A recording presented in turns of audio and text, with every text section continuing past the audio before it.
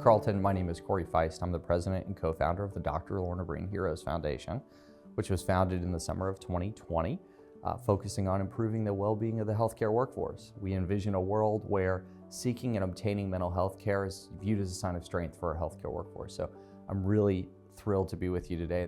Absolutely. My name is Carlton Abner. I'm the Associate Provost of Campus Health and Wellness at Kansas City University.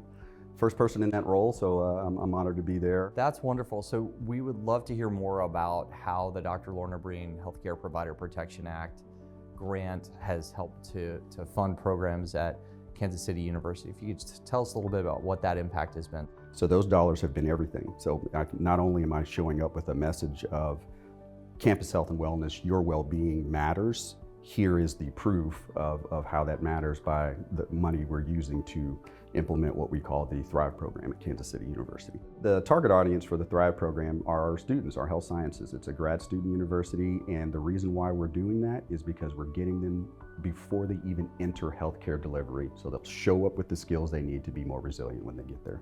So tell us a little bit more about the Thrive program and the elements of the program. The Thrive program, it has two main components, and that's connections and curriculum.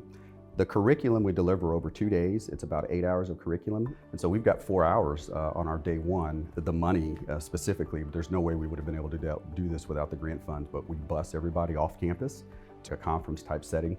All of the students are out enjoying and engaging with that stuff while, unknowingly building their support network. They're connecting to the people that are going to help push them through the next 4 years. Then we reinforce those connections by doing anchor events each month, and they're coming out and they're connecting with other people, because those connections are going to be the most insulating thing to their burnout and resilience. I'd love to understand a little bit more about what you feel are the unique challenges that students have.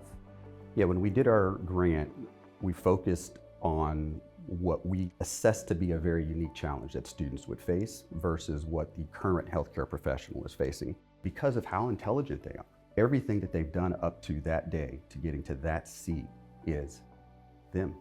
I have done this before, I will do this again, I'm going to beat my head against that wall until it falls. We know that's not the case.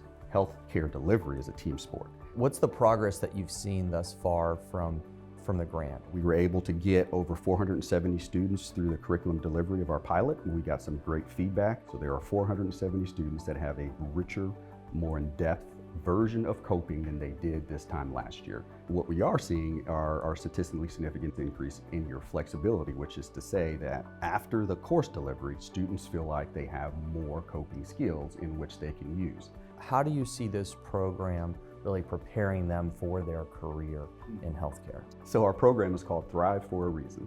We don't want you to come to medical school or through your graduate health services program and survive it or endure it. We want you to thrive. If someone 5 years from now or 7 years from now makes it through residency and looks back and says, man, I'm super happy that I was able to understand how to build my own coping strategies, that I was prepared the way I was prepared. As you're part of the inaugural class of grantees from the Dr. Lorna Breen Healthcare Provider Protection Act, tell us a little bit about what that means to you and how you're kind of taking that forward as you're doing this work. To hear that we got it was everything to me. It was scary. It was extreme. Now I have to go do everything I've said I've done on this list. But what it told me is I knew that I could make a difference. And I could look my students in the eye and say, we're gonna go make a difference together. And even when they're down and they're hit rock bottom and they don't know how they're going to make it through, I can just sit with them and say, we're gonna figure this out together. And I have the financial backing to do that.